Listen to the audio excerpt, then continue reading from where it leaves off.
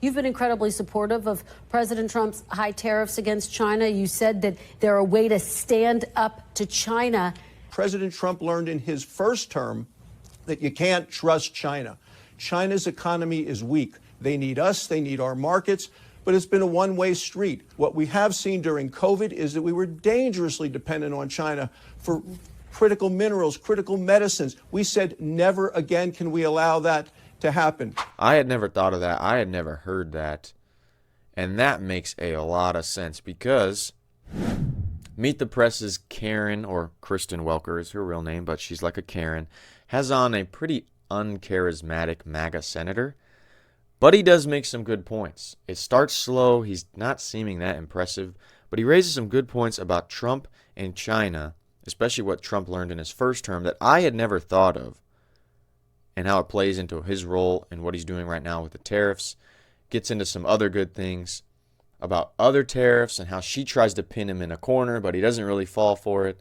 It's an interesting back and forth interview, and hope you guys learned something new from it. I know I did. It's itsSeanDaniel here, and if you like my pink room that I'm filming from in Seoul, South Korea, consider hitting that like button or subscribing for more. Now let's go. Well, good morning and happy Mother's Day to you and to all the mothers who are watching today. Thank you so much, Senator Barrasso. I really appreciate it, and thank you so much for being here. I do want to start on Ukraine. President Putin saying that he is interested in having direct talks with Ukraine later this week. Of course, that comes after President Trump and European leaders said that they want to see an unconditional 30-day ceasefire, and if not, threaten to impose sanctions. Do you believe that President Putin's offer is a rejection of President Trump's proposal, Senator?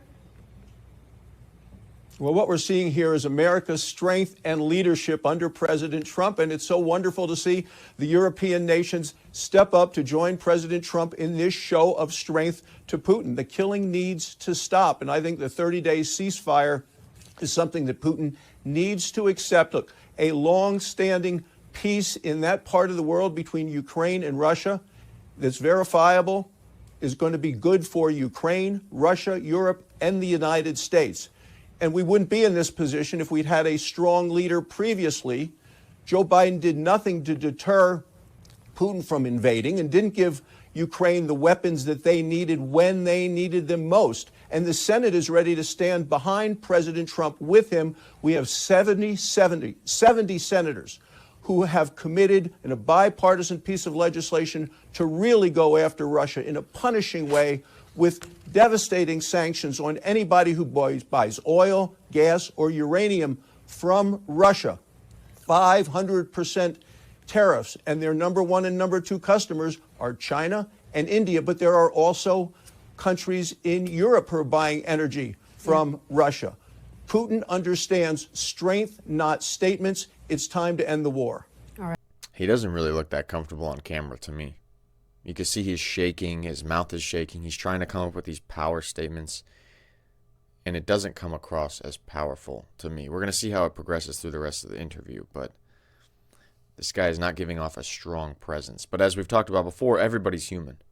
You don't know what you're dealing with throughout the day, and then you got to go do this interview, and you got to click into gear, but we'll see if it gets better. These talks about tariffs. President Trump seemed optimistic about the ongoing trade talks with China. He called the tariff talks a, quote, total reset. Of course, his Treasury Secretary leading those talks with his Chinese counterpart. You've been incredibly supportive of President Trump's high tariffs against China. You said that they're a way to stand up to China. Senator, how confident are you that the U.S. can get a fair deal with China? Good question. Well, first there was the British announcement this week, and in Wyoming, where beef is such a big part of our economy, this was a big deal. We're all for it, and I think many other discussions with other countries are going to go into that. I'm happy to see President Trump standing up to China, and look, here we are a week after his interview with you, and we are actively engaged in negotiations with China. President Trump learned in his first term that you can't trust China. China's economy is weak. They need us, they need our markets, but it's been a one-way street. We need to make sure that their markets are open to us. What we have seen during COVID is that we were dangerously dependent on China for critical minerals, critical medicines. We said never again can we allow that to happen. We know that China has taken advantage of the United States, probably taken more jobs and money from us by stealing our trade secrets than all other countries combined. They use it to get stronger as a nation, to spy on us. I think President Trump is doing the right thing, standing up for American workers and American jobs. Let me ask you about some of the messaging, though, because as you know, tariffs have already started to increase prices on some goods, including car seats, strollers, work tools. I want you to listen to a part of my interview with President Trump when he talked about what this could mean for supplies. Take a listen. I'm just saying they don't need to have $30. They can have 3. They don't need to have 250 pencils. They can have 5. Senator, what do you say to people who hear those words and feel like the president is telling them to ration their goods? Well, the president, I think, is very effective at using the bully pulpit, and he is using it, I think, to show strength and leadership of America. A week ago, you would have never foreseen the discussions going on in Switzerland this week between our trade representative, our Secretary of Treasury, and China. We wouldn't have foreseen the deal with Great Britain. We wouldn't have seen the call for the ceasefire and Putin agreeing to have peace talks. The president is very effective at using the bully pulpit. And I've been traveling around Wyoming, been in 4 communities this weekend. Yeah. What people are concerned about here at home is, and they're happy about, is that the price of gasoline is 50 cents cheaper a gallon now than it was at graduation time last year, $10 cheaper to fill up the truck. That's what the American people are concerned about, their own pocketbooks. I had never thought about this, but he makes a good point. You don't know what Trump learned in his first term that caused him to be so hard on China in the second term. What did he see about how dependent we were during COVID, where China had the power by releasing that virus, and then by having the manufacturing for so many of our goods, having so much of our personal information through tech? What did he learn about how dependent we are on them, especially during COVID, that has influenced his hard stance on China now? I had never thought of that. I had never heard that. And that makes a lot of sense, because he probably learned a ton of things about what goes on internationally while he was president the first time, that now he really wants to kick into a whole nother gear. Well, I know you're talking about lower prices. During the Biden administration, you expressed real concerns that prices had increased at stores like the Dollar Tree, for example, which you talked about how important a store like that is to Wyoming, to rural communities in particular. And now the Dollar Tree says that the tariffs could actually push them to raise prices again, and that they may not be able to stock some of their goods. What do you say, Senator, to the people of Wyoming who hear that, who rely on stores like the Dollar Store, and they're worried? Well, I travel around Wyoming. People in Wyoming are very happy with the president and what he's doing to help our economy. Tariffs are just one tool as part of our comprehensive economic plan. We're trying to get that passed in the very near future in Congress, focused on both the safety and the prosperity of the American people. We are focused on lowering prices, raising wages, and bringing jobs back to America, and that's our focus right now in Congress. Well, you took me exactly to my next question, because I want to talk about the president's tax bill. In order to get some of the savings needed to pass it, President Trump floated the idea of increasing taxes on the highest income earners, those making more than $2.5 million. He also acknowledged the politics are quite thorny. But, Senator, would you support that, increasing taxes on the highest income earners? And the reason she's asking this is because she wants to get him to say something publicly that they can hold him to. Same way she does it with Trump. She wants definitive timelines so that if they don't reach it or they don't do it, they can come back and attack on that. We'll see what he says. Well, I'm a conservative, and I don't want to increase taxes on anybody. What you do know is that the Democrats, if we don't get this bill passed, they're going to raise taxes by $4 trillion on the American people. It will hit every working family in America with higher taxes. And, you know, 84% of Americans don't like what the Democrats are proposing. Yeah. Our goal is to keep more money in people's pockets so they can go to the store, pay their rent, save for retirement. That's what our focus is. Senator, lower costs and higher wages. Just to be very clear, yes or no, you are not ruling out the possibility of increasing taxes on the highest income earners? I oppose raising taxes on anyone, and the Democrats want to raise $4 trillion in taxes on everyone. Do you rule it out? I am against raising taxes on anyone. We're working the bill through the process. It's going through the House. We're ironing out the details right now. We're going to get a bill passed and signed by the president that's going to put more money in people's pockets and give them the certainty that taxes aren't going to go up. Look at her face. She thinks constantly during these interviews, how can I have my amazing moment? How can I put these guys in a gotcha moment? It's impressive interviewing skills. You have to be aware of a lot of things, especially on a live TV network. It is impressive, but the heart, the motive behind it, in her face, it's really wicked. She just wants to get him, to embarrass him, to have him, pressure him into saying something he doesn't really want to say. He's already saying he's conservative. I don't want to raise taxes. That's obvious. But she wants to twist him into something he isn't, just so she can look good, her network can look good, and so she can attack the president. I can't believe these people function like this every day, and you can see it in her face. Raise $4 trillion but do you rule in taxes it out, Senator? on everyone. Look, do you rule it out?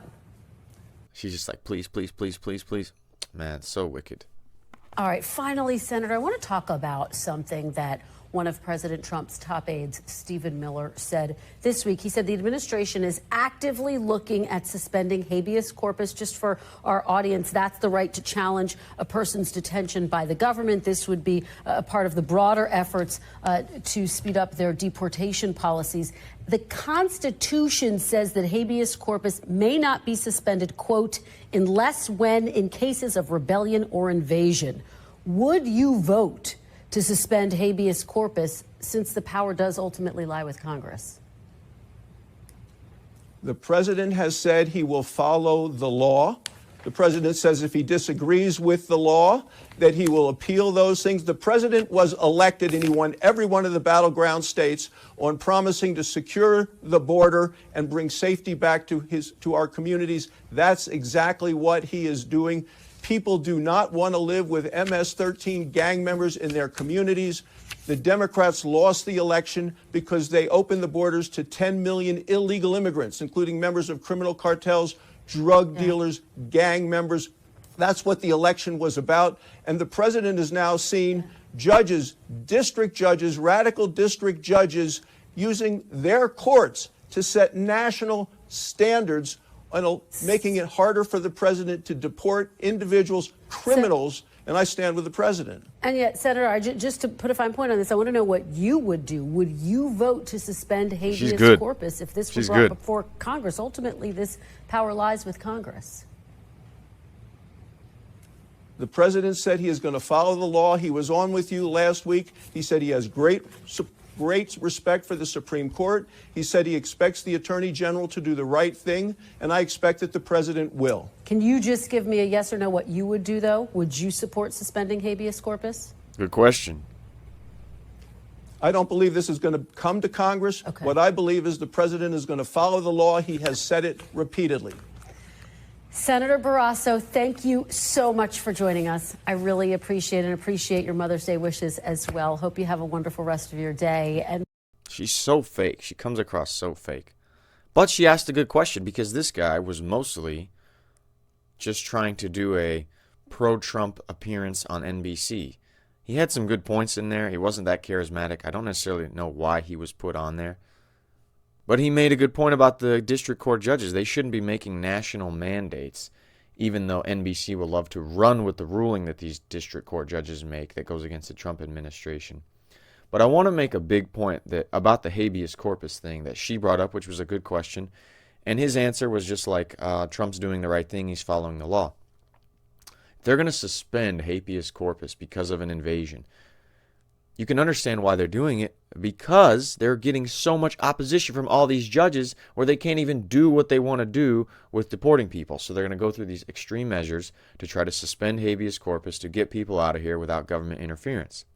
But if we're going to do that, why are we not suspending habeas corpus because they use it on the basis of, well, there's MS-13 gangs, and we don't want all these judicial proceedings. We want to get these people out of here. Why have we not been suspending habeas corpus from all the gang members wreaking havoc on Chicago, the gang members wreaking havoc on Oakland, on Atlanta? Those are American gangs. A lot of them black gangs, especially in Chicago.